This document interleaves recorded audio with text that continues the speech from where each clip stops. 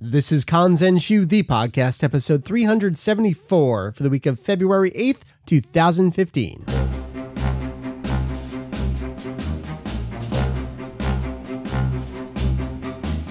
What up, hey, us? Welcome to Kanzenshuu, the podcast, an extension of the all-encompassing Dragon Ball fan site. Kanzenshuu. That's right, we cover anything and everything Dragon Ball in hopes of enlightening and a little bit of entertaining. My name is Mike VegettoEX, and a wild Meri has appeared. Yes. Don't capture me. How Meri are was ya? meant to be free. Good. How are you? Getting over colds. This should be interesting.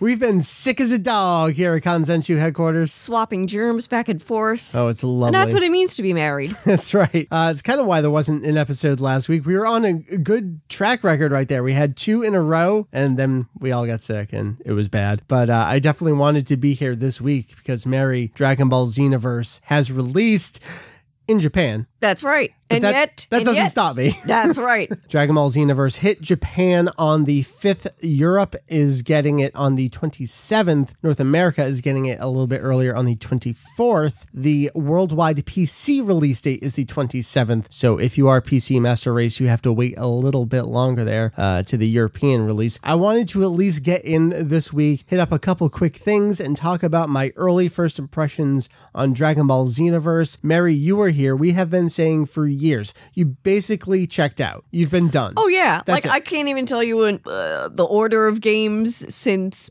maybe 2005. Right. Which incidentally, I guess 10 years ago.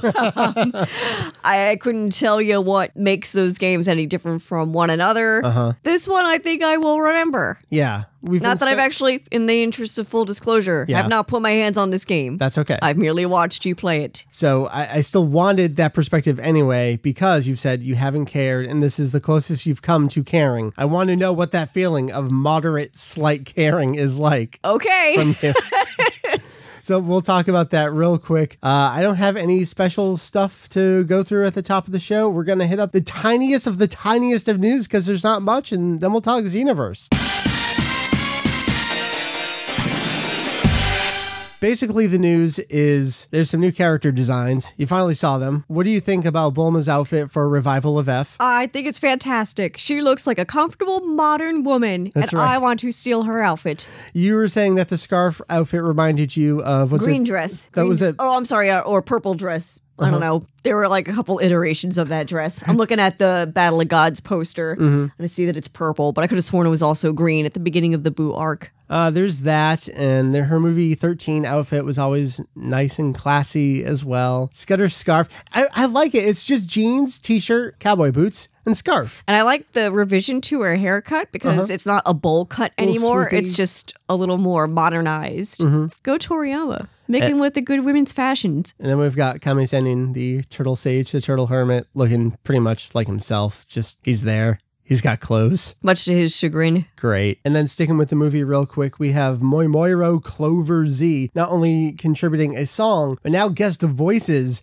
to the film. They will be playing these little angel things alongside Frieza down in hell. The imagination's going wild. Very, very cute. A lot of people have been drawing comparisons to the Gachan from Dr. Slump. That's an apt comparison there. I'm looking forward to seeing what this turns out like. What I liked about Shoko Nakagawa, little guest cameo in Battle of Gods, is that it didn't matter if you didn't know who it was or knew who it was. It was a cameo, but it was just this little incidental role, and it didn't take away from anything. Yeah. I like that. As opposed to, a lot of people have pointed this out, the Olympic medalist. Yeah, that was stupid. Where it just zooms in on her face, and It's like, we're supposed to know who this is. It's so out of place. That is the bad example of the guest spot. So I'm looking forward to this, where hopefully they're just these little characters there for a bit, providing some humor alongside Frieza there. I'm looking forward to that. Then the only other thing, this isn't so much news as just kind of a check-in. We don't really talk about Dragon Ball SD much these days because Psycho Jump went bi-monthly all of a sudden out of nowhere. Kind of concerned with what's happening with that magazine. Will it last? And SD has kind of turned into this just almost chapter for chapter retelling of Dragon Ball, basically being, what's the point? Why are you even doing this? I thought you've been saying that all along. It's been even worse as of the last year. here. But this last issue, Oishi started up this solitary training arc, apparently. And in this chapter, Vegeta happens to arrive while Goku is training as a child. And because they don't know who each other is, they kind of train with each other for a little bit. It's absolutely adorable. You wish she would do more like this. Exactly. This is the kind of stuff she needs to be doing, or let alone to be doing on her own, rather than whatever is being forced down her throat or through her hand to draw. We don't even know if that's the case, though. We don't. We have no idea, but whatever this is, please continue doing it. Julian gave us a little synopsis. You can check that out on the homepage of the site. And that brings us to the present. That's the news. Time for Dragon Ball Xenoverse. So the quick recap, Dragon Ball Xenoverse is a new video game. It's developed by Dimps, who was the developer on the old Budokai games. And as of late, they've been working on Street Fighter 4 with Capcom. So it's the first time we've really had them back at the helm of the franchise for Bandai Namco in quite some time. People have their thoughts on Dimps versus Spike, depending where you lay on that battle. You may be back on board here. So again, it just came out in Japan. It's coming out later this month throughout the rest of the world. The point of Dragon Ball Xenoverse really has been a new story. Most of the games have either been just tell the exact same story, Raditz Taboo, as I've been complaining about for years. I can't play another Raditz Taboo, although I'm about to play another Raditz Taboo. But are the differences enough? The difference here is that history is being changed by these extra antagonists. Villains are being given extra power-ups, and it's your job as a time patrol person, a time patroller. You have been summoned by Trunks from the future to come help out and correct the Dragon Ball history timeline. Meri, where I want to start with this is a little bit about the presentation of the game. I guess we have to start with the opening, which is the worst opening ever. Yeah, you showed me and you warned me. I did. Is it enough warning? And it was worse than I thought. I was joking. It feels like they forgot to make an opening until last month. And it's like they ran out of money too. It's like we forgot and we have no money. Quick guy, draw something. Except don't really have anyone moving. Just have like Trunks moving his mouth for a good like 10 seconds. That's because that's super interesting. And that scene actually gets reused later on with the dialogue. So clearly they pulled it from elsewhere and put it into the opening. I actually figured that was the case for everything in there, maybe. Yeah, it might be. I mean, I've only seen so much so far. But ignoring the opening, which is also just using Flo's Hedgehog that was used last year in Battle of Z. They didn't even try. They just didn't even try. So the rest of the game, we've seen things before from the network tests like Toki Toki City, the big hub. But I want to kind of talk about some of the story mode stuff because you did sit in on some of the early stuff I had going on with Trunks. We got a cutscene. We got some in-engine cutscenes introduced to the Kaioshin of Time, some extra characters here. And I saw your face as we saw some Trunks faces. Did this feel familiar to the old style of stuff that you liked? No, it's not familiar at all. No? Because it's all shiny, glossy, and new, and it's lacking some detail. Okay. It's a little flat, but I like the brightness, and I'm not used to seeing Trunks acting silly, or at least not that version of Trunks. Right. So future Trunks is serious, and the occasional face fault. Then we got Chibi Trunks, who turns into GT Trunks, who's just a whipping boy. So it seemed like it was kind of a fusion of the two, but still cute to watch, seeing him get flustered, I guess. But overall, I'm not sure how I'm liking the art direction. Okay. I mean, that's just cheap,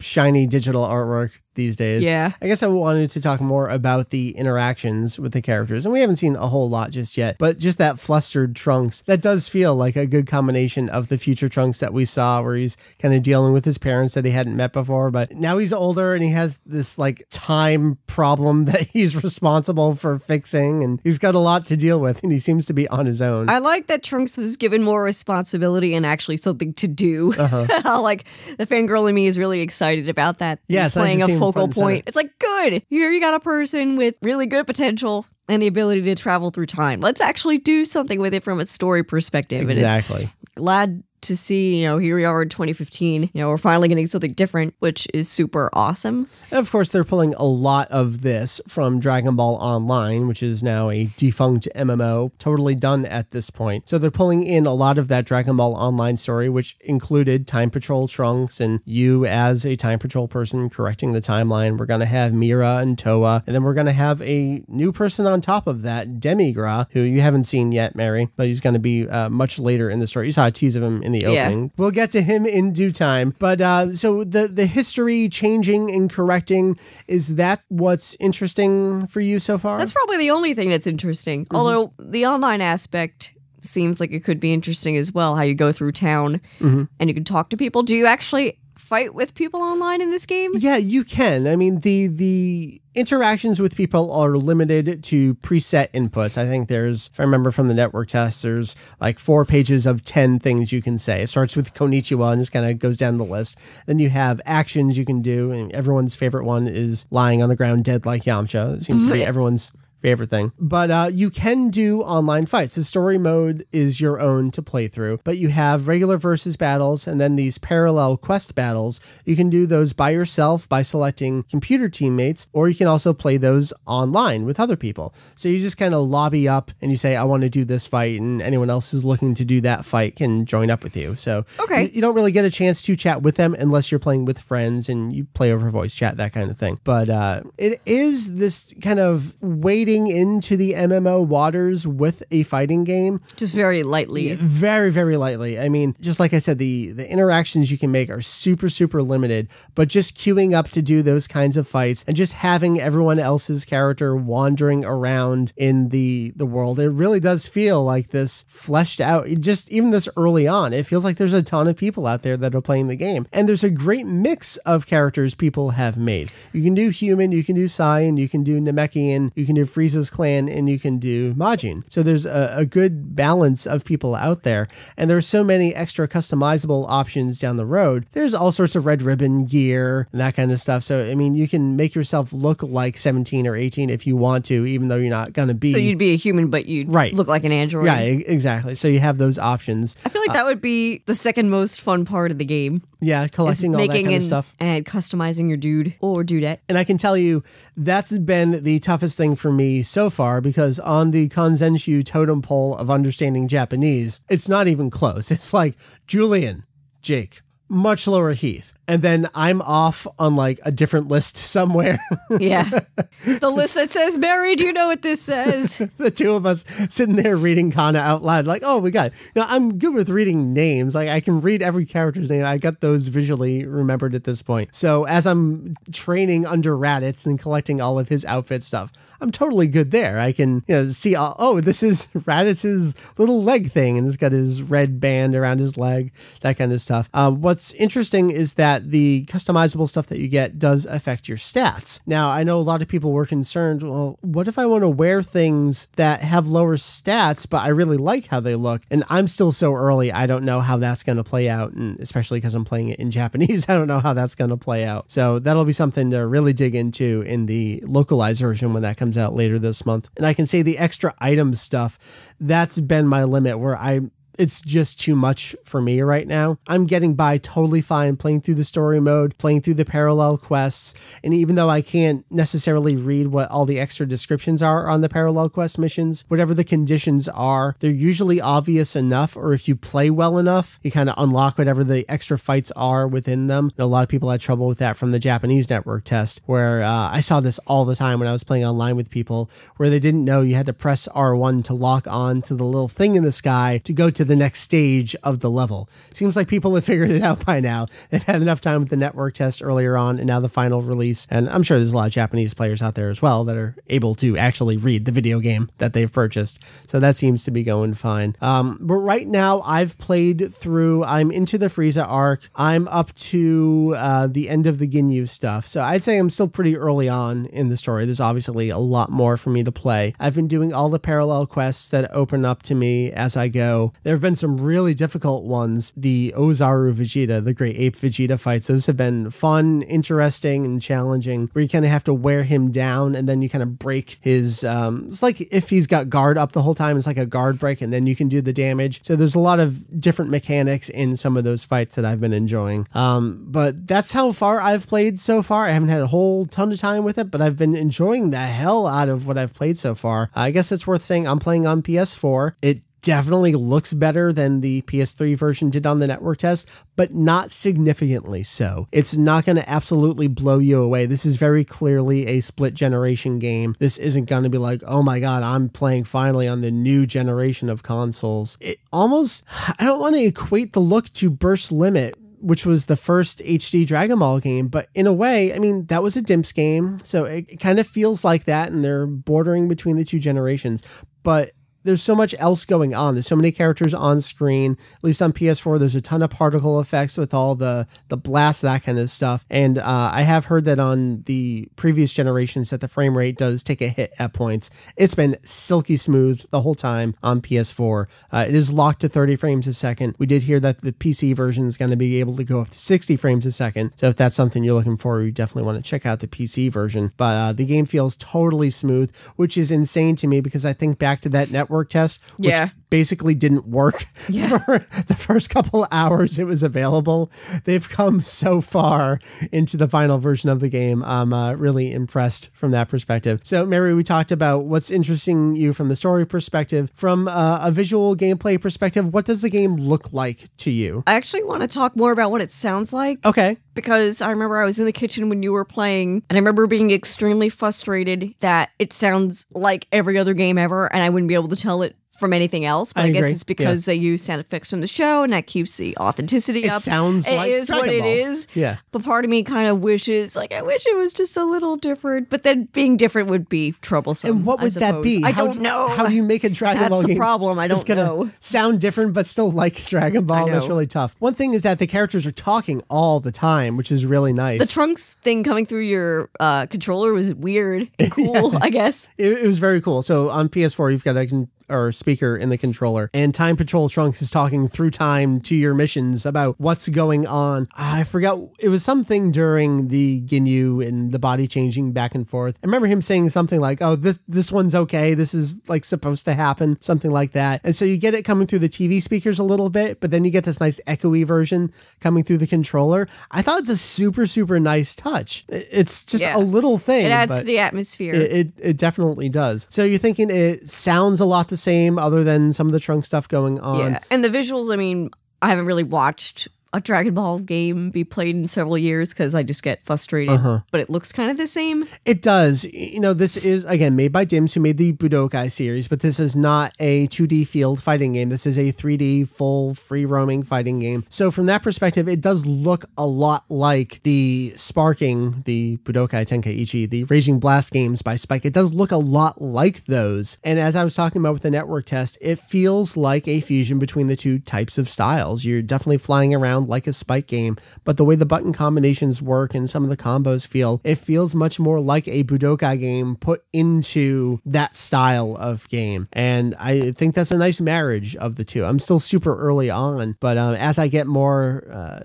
techniques and attacks for my character, I'm learning how to string certain things together. I feel like I'm having a better time learning how attacks combine in this game than I ever did in the Sparking games. So my question to you is, because I'm only coming up at this from the perspective of, oh, the story's really cool. I like the what if moments. Yeah. I like the alternate events. I think that's super awesome. I don't give a flying hootenanny about the gameplay or fighting or whatnot, because I feel like I've always been burning it. Essentially, every single character is the same. Do you get the sense at this point that characters feel different, or are you just sticking to one character? So far, I've been playing my custom character the most. And so you kind of get this flat character to start with, and that's when you can add on your extra stuff. The differentiation really is coming through the special moves that you can attach to your character, so it's a little more open that way. But as I've played with some of the other characters, like I played with Jocko for a little bit, the pre-order first pressing bonus, which is amazing to have up front, can I say, to have Jocko so soon in a video game. That's friggin' awesome. Is awesome. I absolutely love him. He feels like Jocko, and there's only Jocko in manga form, and to control a character in a video game that feels like the character that I know so well from that manga, I guess they nailed it in that perspective. But then again, does he feel different enough from everyone else? Probably not. Right now, it's really tough to tell because I still only have those early batch of characters. So I've played as my character, as Goku, as Jocko. Just got a pool, so I'm going to have to jump in. He's going to be my main for all time. You got to mention what you named your character. Oh, yeah. So I'm playing in the Japanese version. And I wasn't sure who I was going to make, so I started with a Frieza clan character. I had no idea what to name him. I couldn't come up with any fun cold related pun off the top of my head. So I just called him My Cold, MAIKOLD, like Michael and cold kind of together. It also sounds like My Cold, which you have I a cold right now. Yeah. So it's like a triple entendre. Works out pretty well. Yeah.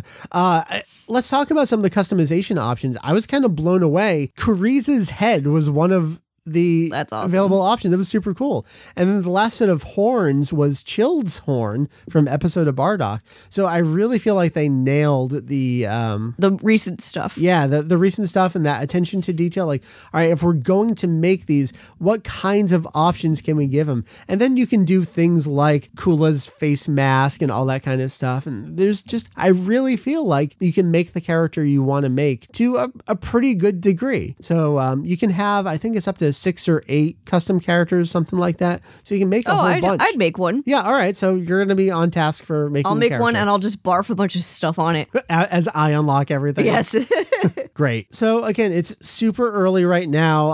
I did just ask on Twitter, what are the kinds of things you would want to hear during a very early first impressions take on Xenoverse? And we have a bunch of responses, so I kind of want to hit them up. We have someone here, G. Hennequin. How many times were you asked if you're really the VegettoEX? Well, I didn't name my character VegettoEX. So, well, that's why when I was watching you play and I saw what you named your character, I thought, oh, okay, it's not your online name. It's kind of interesting. Yeah. But you're going to save it for the North American release. I'll probably save it for that. And I don't know what kind of character I'll make for the North American release either. I don't know if I'll stick with the Frieza clan member or make a human or something. I really don't know. Jet Jaguar. Is the game not total garbage? Also, how's the netcode? Yes, the game is, or I should say no, the game is not total garbage. It's still early right now, but I'm definitely having more fun with it than I have with some of the recent games. And it's a combination of everything so far. It's the presentation as barfy as it can be with things like the opening, that kind of stuff. But Dimps really knows Dragon Ball character movement. And so when you get the little interstitials in the story mode stuff, it does feel like the Dragon Ball characters. And that I think goes a long way. Just simply having time missions, and when you start a new story arc, you get this vision from Trunks and these little scrolls about what happened the wrong way, and then it's your turn to go back in there and fix it, and just getting that really cool view from the future of things that went wrong, that it kind of gets you really hyped up to like, I'm gonna go fix that. I know how this is supposed to go. So that kind of stuff is really helping add to the overall atmosphere, and I feel like that boosts up what otherwise is, fly in, punch, do super moves, that kind of stuff. Jacob asked other actual cutscenes, who was involved as director, storyboard, animation supervisors. I haven't seen the ending credits yet, so I will throw that toward Heath. I'm pretty sure there's a rip online of the ending credits, so we can kind of dive into all the voice and animation credits. Are there actual cutscenes? So far, I've seen one actual cutscene. And I happen to see that. Right, you were there for it. That was when Trunks introduces you to the Kaioshin of Time. OMG, spoiler.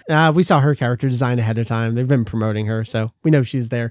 So there is some of that. I'm curious to see as I go along through the game if there's going to be more. That cutscene itself was definitely a step up above the opening, which isn't saying much, but it sort of was, so I'm really curious to see how it's going to go from there. AJ says, performance, initial thoughts on mechanics and skill cap, early story, concept, opinions. Like I was saying, the PS4 version is capped at 30, but it runs super smooth. I have not had any hiccups anywhere, no problems. I'm especially impressed considering how garbage the network test was early on. The mechanics, it's still so early. I'm doing a lot of L2 flying in, do my punch combo. Do I have enough of my special meter to do my kind of quick punch flashes kind of thing, and then flying in, doing more? Have I cornered them? Can I do one of my supers? It's still that basic stuff early on, but it's tough to make a judgment. A lot of people asking about the online performance. It's been totally fine for me so far. Jonathan, this is a good question. How do the controls fare through remote play on Vita? I thought about doing it and I totally forgot to do that. That would be a little tough. Oh, I don't know, because you use L2 a lot to do your fast flying, and you'd have to use the rear touchscreen to do that. I don't know. I'm curious to try it out. I'm sorry I didn't do that ahead of time. I can see it sort of working. I don't think it's something I would want to do for an extended period of time. A lot of questions about other things we don't have answers for yet. Story later on, I'm not there yet.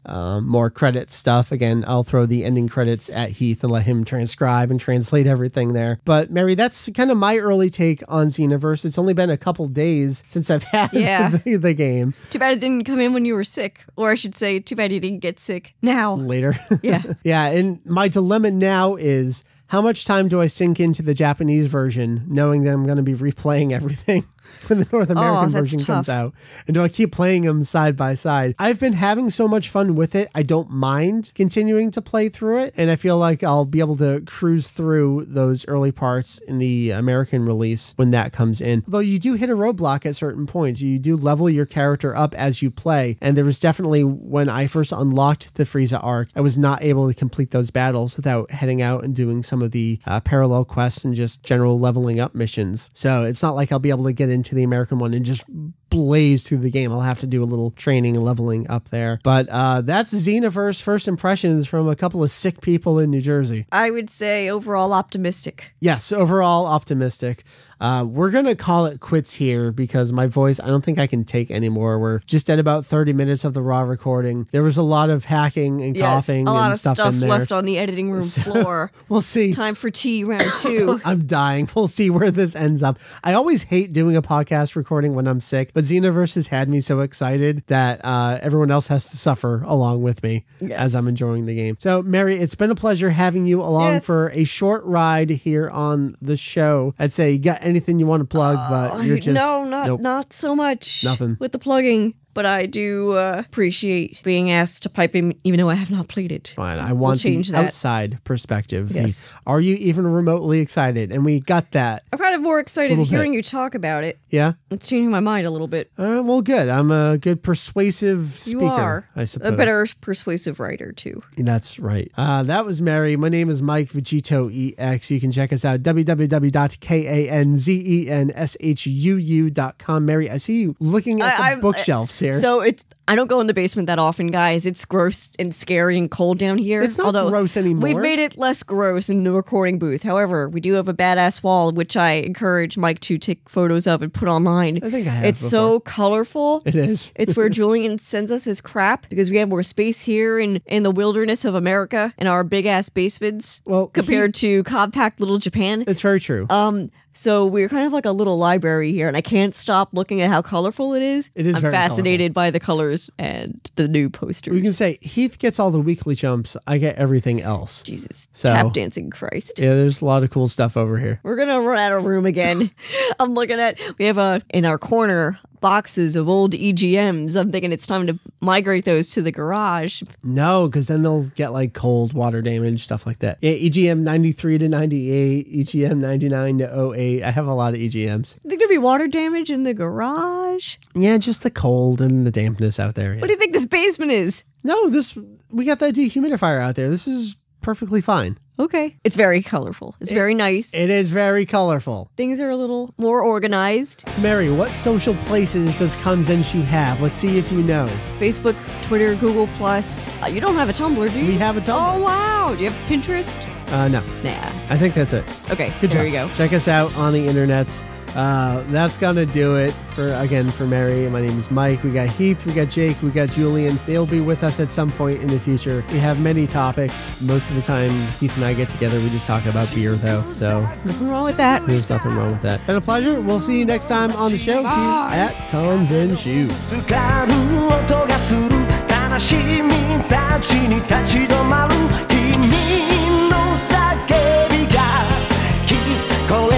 てくるよほっとけないクライシスその涙やっつけたいシークネスたとえ傷ついても Fight oh fighting no やるときゃやるぜでかくぐっと siamo